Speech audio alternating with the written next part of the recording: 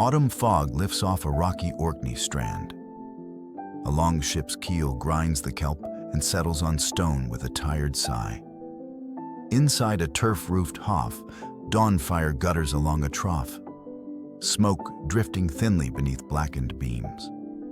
A seeress mixes ash and spring water in a wooden bowl until the slurry turns the color of bone. She drags it through a captive girl's hair with the slow care of someone whitening a sail. On a carved post near the dais, a bronze oath ring catches the light and keeps it. "Kneel," says the Godi. The god takes what raids bring. The girl's name is Astrid, until the hall forbids it. This morning is not a rite of honor. It is the beginning of a sentence. Astrid will live by the ring and the calendar, not by choice.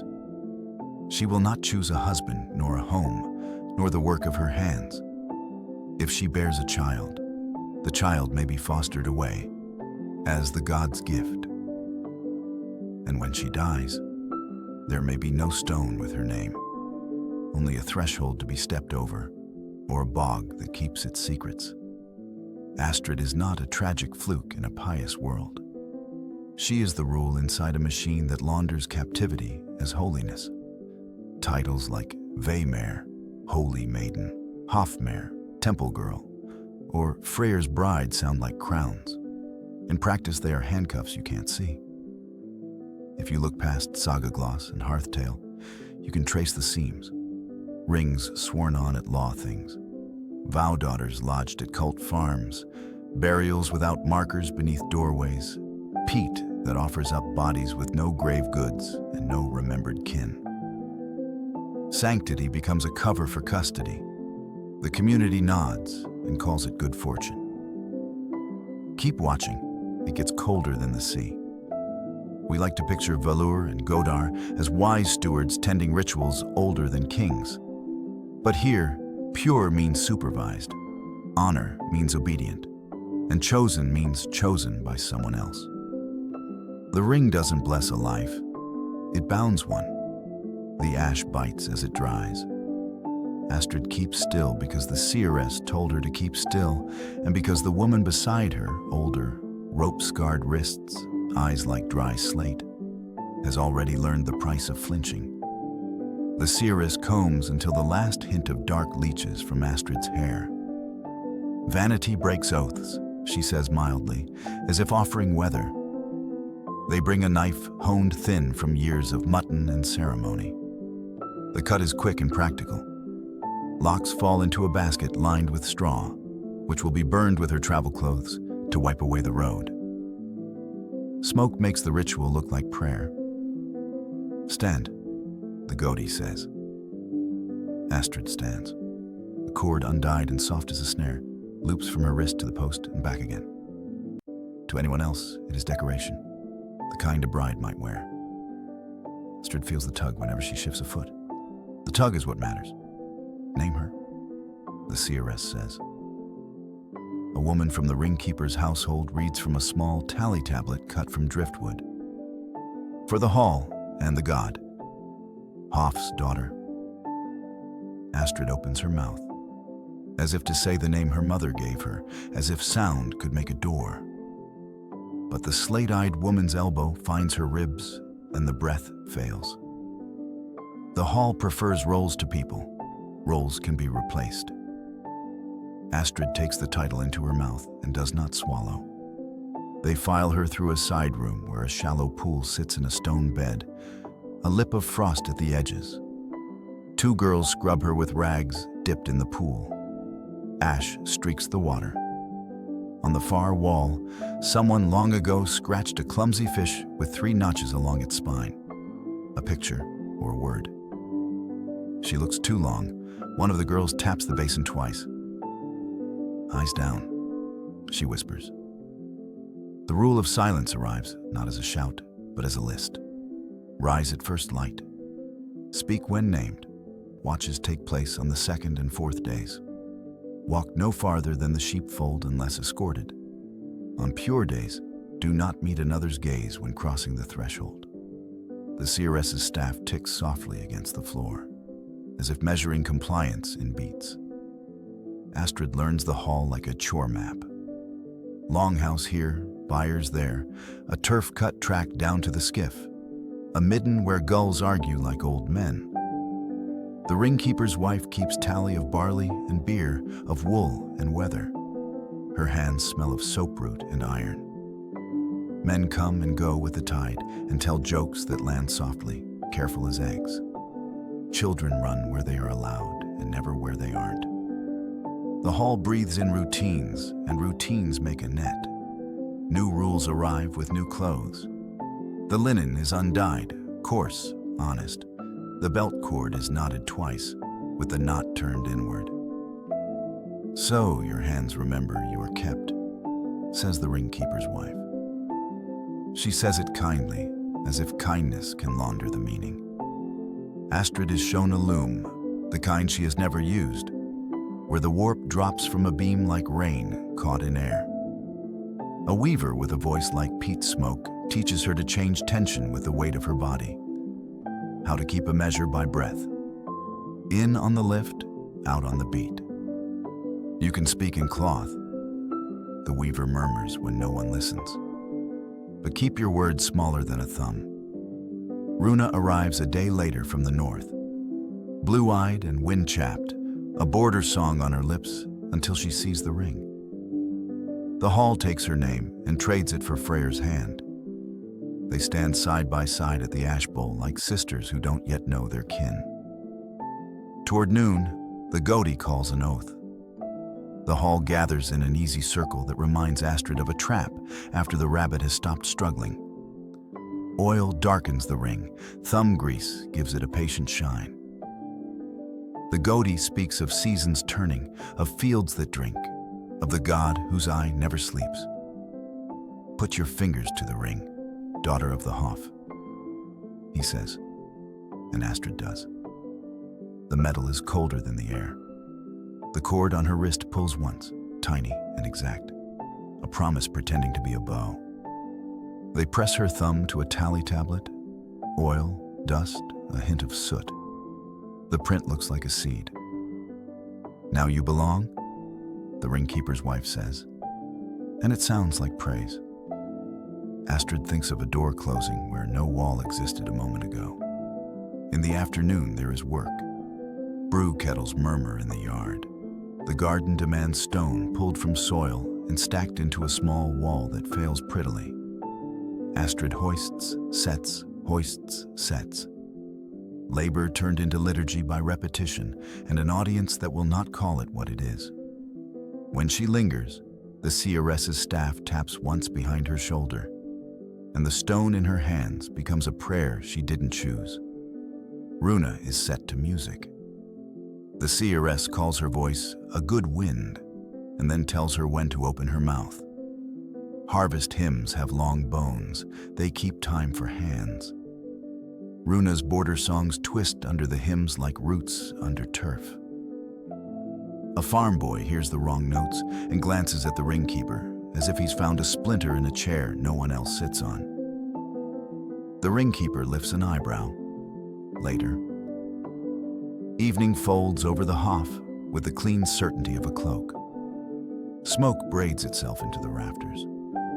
Men recount a trading voyage to a bay with too many rocks and not enough profit. Someone laughs in the careful way men laugh near power. The seeress speaks 3 lines over the ashes and sets the staff by the door. Pure day tomorrow, she says. Keep your eyes on your work. They lead Astrid to a corner pallet that smells of straw and sheep and a little of the sea. She lies on her side and feels the rhythm of the hall run under her like a buried river. Work, watch, word, sleep. Across the room, Runa hums a bar of something that refuses to be a hymn and then swallows it whole. The slate-eyed woman breathes the way people do when assuming pain will return in the morning. Astrid wants to say her name once out loud, just once, to keep the sound from going stale. She moves her lips without breath and finds it there, small and hot as a coal. The hall has rules for breath, but none yet for thoughts. When the others sleep, she slides a hand beneath the bench leg at her pallet.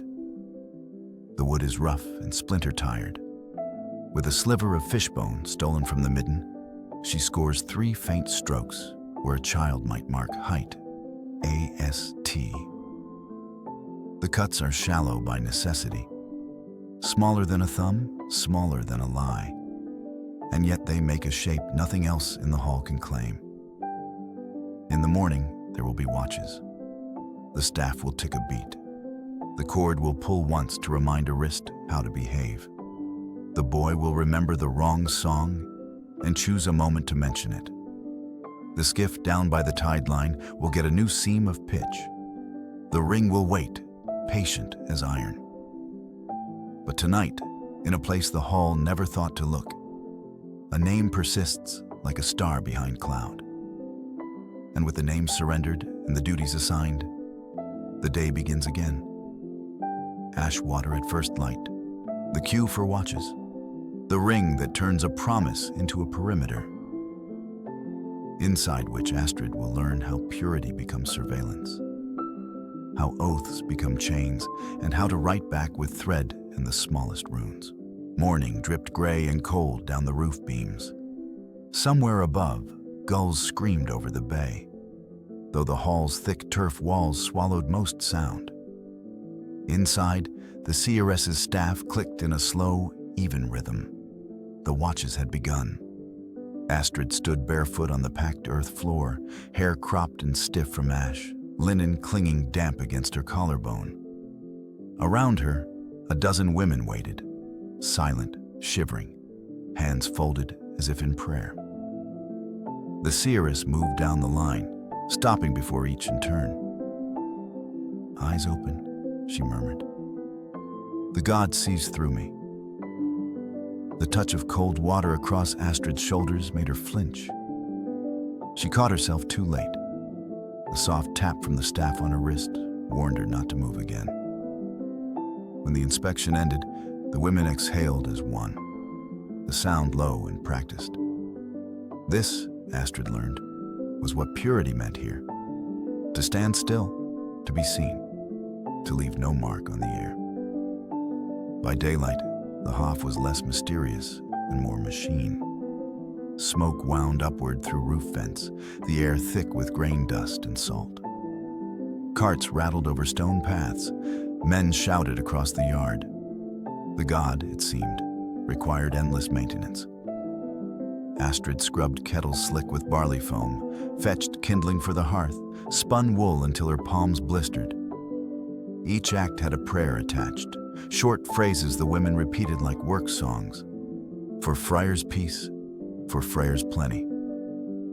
The ringkeeper's wife, who oversaw the storerooms, explained it in her quiet, practical way. Every barrel, every rope, every drop of mead must be accounted for. The god dislikes disorder. Astrid nodded but thought, it is not the god who counts, only the hands that claim him. The older women moved like ghosts through their chores. When one stumbled or coughed too loudly, the seeress would glance over without stopping her chant.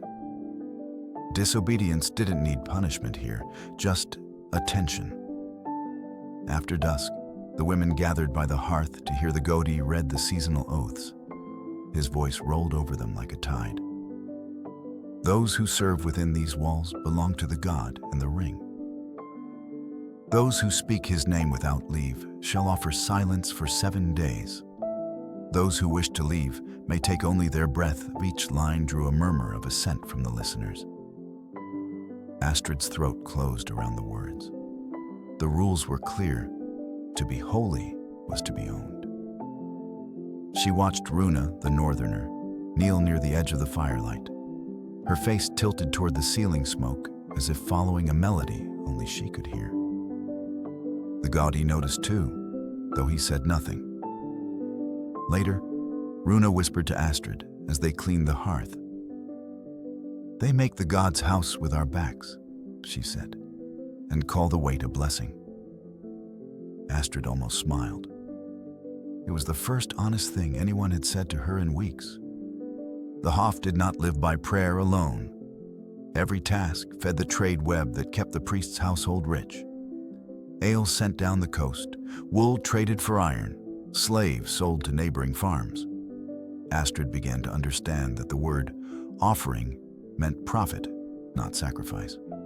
Once, while sorting bolts of cloth, she saw a mark stitched into the corner of one, an old rune, faint, almost erased. She traced it with her fingertip. The ringkeeper's wife saw and froze. "Don't touch that," she said quickly, voice taut. It belonged to one who forgot her place. Astrid withdrew her hand. But later that night, she remembered the shape of it and drew it in the straw beside her pallet. A simple line, bent like a wave, memory hidden in a curve. Each woman had an origin myth, rehearsed until it sounded divine. I was offered in payment. I was promised as a bride to Friar. I was saved from famine. They said these things aloud at meals, not to convince themselves, but to fill the silence where names used to be. Runa's story was different. She came from Halogaland, where the wind carried salt and secrets. Raiders burned her village during a feud. She was spared for her voice. When the Gaudi asked her to sing, she sang of the northern lights. Cold, distant, untamed. The hall called it blasphemy and made her learn their hymns. Astrid, listening, began to understand the first truth of the hoof. Purity was obedience measured by fear. Down by the shore, a small skiff rested on its side, tar-black and freshly patched. Astrid passed it each morning on her way to fetch water. She noticed the rope coiled in the bow, thick as her wrist, looped with care. Once she asked the ringkeeper's boy what it was for. "For teaching," he said simply. "What kind of teaching?" "The kind that ends at the tide." He grinned as if it were a joke, but Astrid saw how he didn't meet her eyes. That night, when the others slept, Runa hummed a tune not found in any ritual. It was slow, sorrowful, edged with a defiance so quiet it could almost be mistaken for prayer. Astrid whispered, "If they hear you." Runa shook her head. "If they hear, then they'll remember what sound used to mean." From the rafters, ash dust drifted down like pale snow. Astrid wanted to ask what the song said in her language, but she didn't. The melody answered her anyway. On the seventh day, the seeress stood before them, staff raised. "The god has spoken," she announced. "Midwinter will demand a bride." The hall fell silent. Runa's fingers tightened around the hem of her tunic. Astrid felt the pull of the cord still tied at her wrist, faint but constant. The seeress smiled, thin and satisfied. Purity is preparation. The sea remembers those who forget. Astrid didn't yet know what that meant. But when she passed the skiff later, she noticed a new bucket of pitch beside it, and a gull feather tucked under the coil of rope like an omen waiting to unfold. That night, Astrid couldn't sleep. She traced her hidden marks beneath the bench and listened to Runa's steady breathing. The hall whispered around her, creaking beams, settling ash, the faint hum of wind through chinks in the turf. In the darkness, she realized something simple and terrible. The Hof didn't need chains. It only needed the illusion of holiness to make people hold still. And outside, the tide crept closer to the skiff, as though rehearsing for the day it would carry someone out or under. The days shrank until the sun was no more than a smudge of gold between storms. Wind ran through the hall like a blade, lifting the smoke sideways, rattling the rafters. Every sound carried meaning in winter. The creak of ropes, the hiss of breath, the sigh of the sea clawing at the shore. Midwinter was coming, and with it, the rite the seeress had promised. They began preparing before dawn. The women were ordered to wash in the ash water again, the sting sharper now in the cold.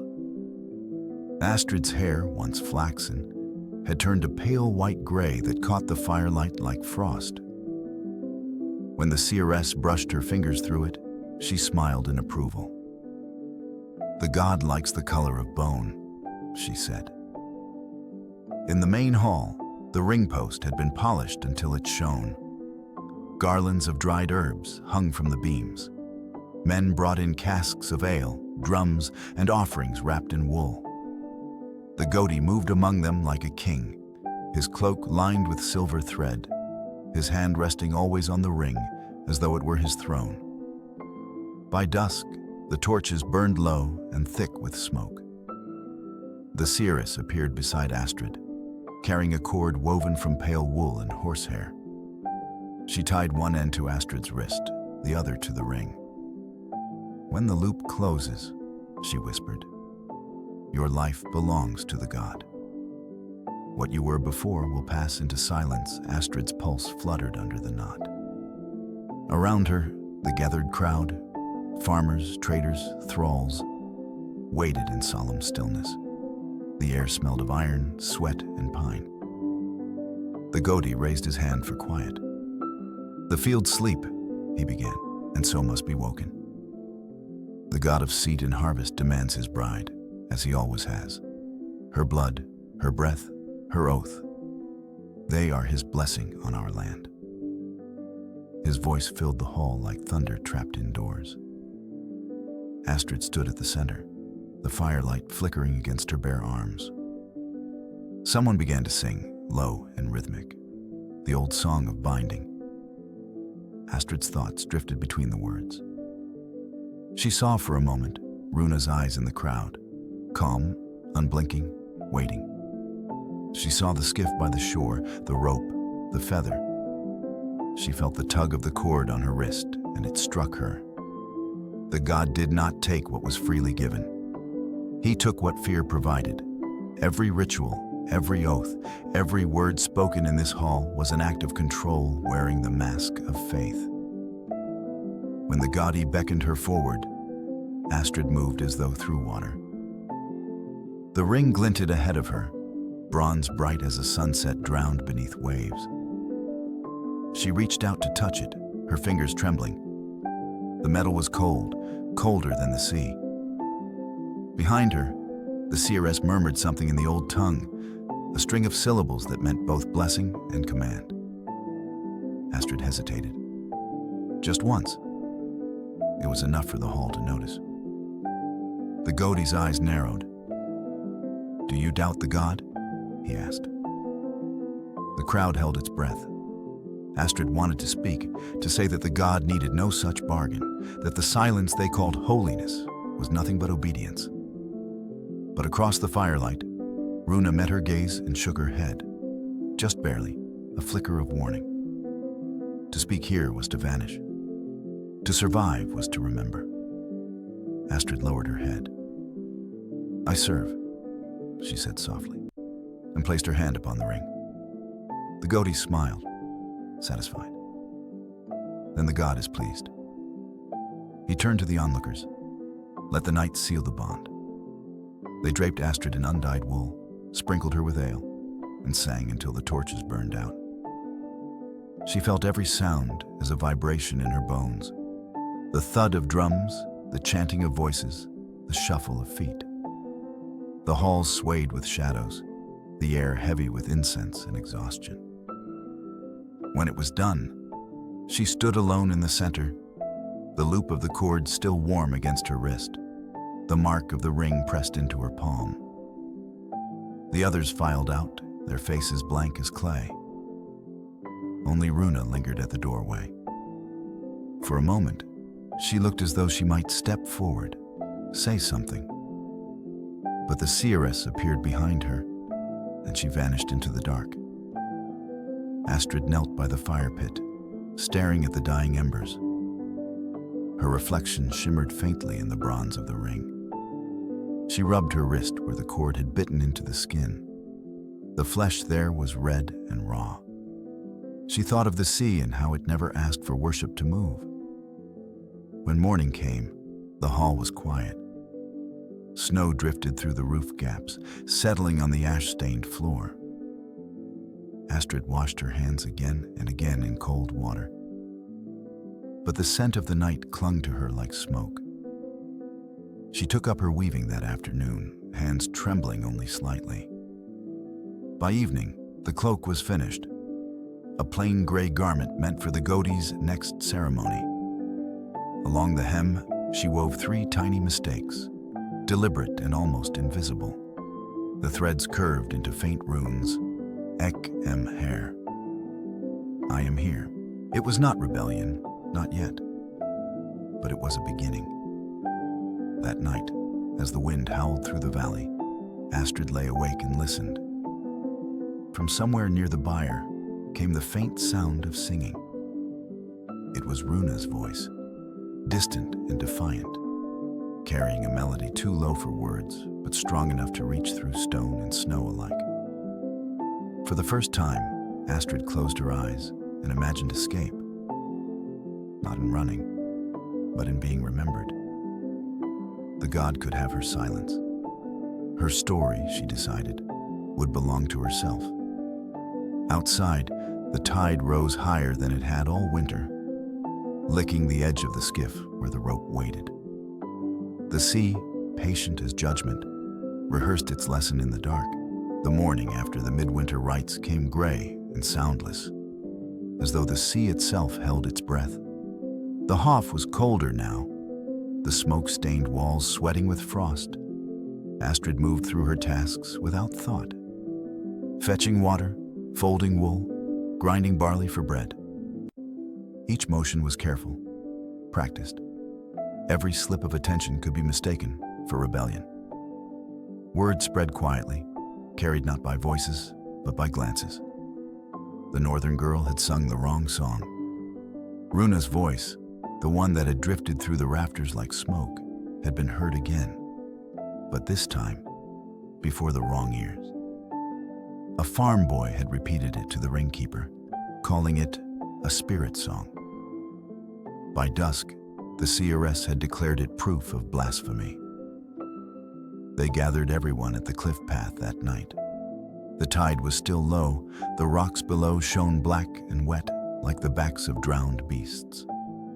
Torches hissed in the wind, throwing light that broke and shivered on the sea. Astrid stood among the women, her hands hidden in her sleeves, heart steady because fear had become too familiar to quicken it anymore. The Godey's voice carried over the surf.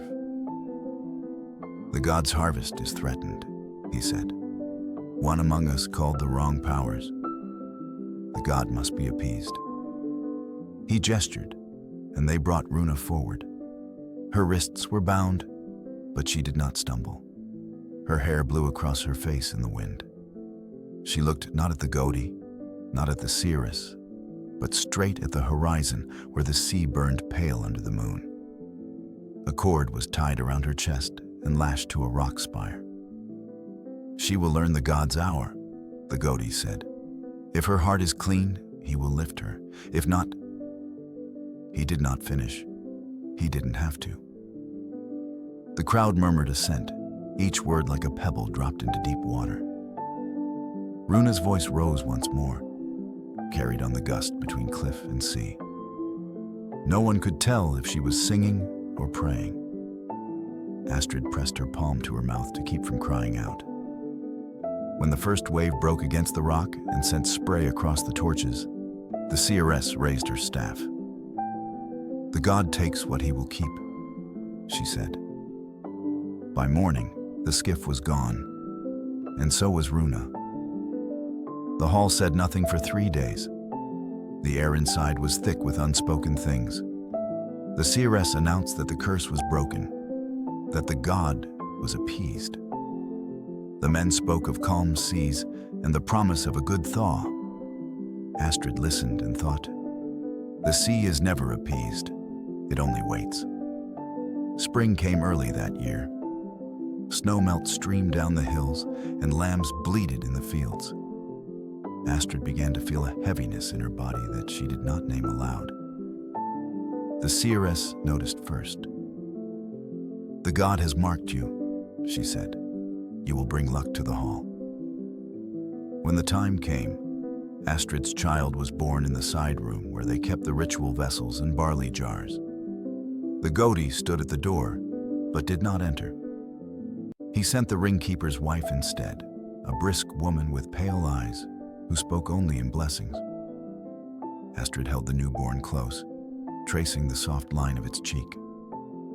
The infant's cry was small and fierce. You may nurse her, the wife said, for a season only. Then she will be fostered, as is the god's custom. The god does not let gifts linger in one place too long. Astrid wanted to ask whose god decided that, but the words stayed in her throat. Days passed. She sang to the child quietly, the same melody Runa once hummed by the hearth, low and winding, without words. When the baby slept, Astrid took a sliver of bone and carved 3 lines into it, a single rune for memory. She sewed it into the hem of the child's swaddling, a secret charm the overseers would never notice. When summer's edge came, the ringkeeper's wife came to claim the child. Astrid held the baby one last time under the open sky. The grass bent in the wind. The sea murmured beyond the hill. Go with luck, she said softly, the only blessing the hall allowed her to speak. The woman nodded and carried the infant away. That night, Astrid sat alone by the fire pit. The others slept, or pretended to. From outside came the hollow thud of a hammer striking wood. She stepped out quietly. By the gate stood a tall post, newly carved, its top shaped like a beast's head, a needstang, a curse pole. On its shaft, fresh runes glistened with sap. She read only the first word before turning away. It was Runa's name, cut through with a jagged line meant to erase it. Astrid walked to the shoreline. The skiff had been repaired again, waiting. The rope lay coiled and neat. The tide came in slow, deliberate breaths. She knelt and touched the water. It was colder than she remembered. Somewhere beyond the horizon, Runa was gone, the child was gone, the songs were gone. But the marks they left still glowed faintly in her mind like embers that refused to die. She stood, the wind whipping her cloak. Above her, the stars burned sharp and pitiless. Behind her, the hall glowed with torchlight, every window a watching eye. Astrid whispered the words she had woven into the cloak hem. I am here. Then she turned back toward the dark, carrying the silence like a weapon the hall would never see coming. The sea, faithful as memory, whispered her name back. The years that followed came in silence, and silence became its own kind of language. The Hof began to rot from the inside out, slowly, quietly, as though the gods themselves were losing interest. The ring post, once bright with oil and thumbprints, dulled to a greenish bruise of metal. The ash bowl cracked. The seeress's staff gathered dust in a corner, her prophecies forgotten by the men who once trembled at them. The goatee's beard grew gray, his eyes sunken, his authority thin. Cattle grew lean, and the long hall that had once roared with ceremony now echoed only with wind. Trade drifted south. Strangers came speaking of crosses and kings, of faiths that required no blood or ring oaths. They built stone churches where songs replaced sacrifice. The old gods were fading, though no one dared say it aloud. The Hof still stood, but its breath was shallow. Astrid saw the change first, the way the men hesitated before swearing, the way offerings lay longer before the flies took them. The faith that once enslaved her was unraveling thread by thread. By then, Astrid's hair had turned the color of frost. Her hands were marked by decades of work, grain dust, wool grease, and ash etched into her skin. Her duties had shrunk to sweeping, fetching water, tending the lamps. She did them without question, because obedience had become armor. But behind her stillness, memory grew louder. One afternoon, the ringkeeper's son brought something from the peat bog behind the hall. "Old bone," he said, handing her a damp bundle wrapped in cloth. "We found it while cutting turf." Astrid unwrapped it carefully. It wasn't just a bone. It was a rib, pale and curved like a crescent moon. Along one edge, faint runes had been carved. Ek Runa. Minist. I am Runa. Remember? Her breath caught. The letters were small but sure, carved by a hand that had refused to die in silence. She traced them slowly, each stroke a pulse of memory. The hall around her seemed to fade. The smell of peat became the scent of sea spray. The murmur of the men outside became the rush of tidewater climbing a rock. Runa's face returned to her, the eyes, the song, the wind. That night, Astrid lit no torches. She sat alone by the dead hearth and worked by moonlight. She shaped a small spindle whorl from driftwood, polished smooth by years in the surf. On one side, she carved the rune for gift. On the other, she turned it backward. A gift returned, a memory set free. When dawn came, she placed the whorl beneath the threshold stone, the same stone every person stepped over without a thought. She whispered a single word to it. Go. Then she walked out into the morning mist. No one stopped her. The new priests were too busy arguing over rituals to notice the old woman slipping past the gate. She walked toward the cliffs, her cloak trailing in the wind, her hair silver in the first light. The tide was going out, the rocks slick with foam. She could hear gulls calling, distant and hungry. She didn't look back at the hall. She had already left it once, long ago, when they took her name. No one knows exactly what happened next. Some said she slipped on the rocks and was carried away by the tide. Others swore they saw her standing on the headland long after sunset, facing the horizon where the sea burned pale under the moon. When they searched for her, they found no body. Only footprints leading down to the water and a faint mark carved into the shore stone. 3 lines and a curve. A ST. Years passed. The Hof finally fell to ruin during a storm. The roof collapsed first, then the ring post, then the walls. The Godey's sons abandoned it for new farms inland. In time, a small church was built from its stones. The villagers who raised it believed they were cleansing the land, turning blasphemy to blessing. Beneath the new doorway, they found a wooden spindle whorl, darkened with age but intact, its carvings faint but legible. The monk who recorded the finding noted that it was a charm against forgetting. He had no idea how right he was. Centuries later, the sea still claws at that same coast. Tourists walk the headlands and take photographs of the ruins, reading plaques that speak of ancient Norse religious life. They nod thoughtfully, unaware that beneath their feet lie the unmarked graves of women who never chose to be holy. The stones remember what the stories do not. They remember the oaths, the ash baths, the songs sung as chains were tightened. If you stand there when the tide is low and the wind is quiet, you might hear something between the waves, a rhythm like breath, like the murmur of a woman weaving. Some say it's only the sea moving through old hollows. Others know better. They know that the sea remembers names better than men do. The saga says Friar's temple fell to time and weather. The truth is simpler. It fell to silence. It fell because 2 women refused to vanish completely.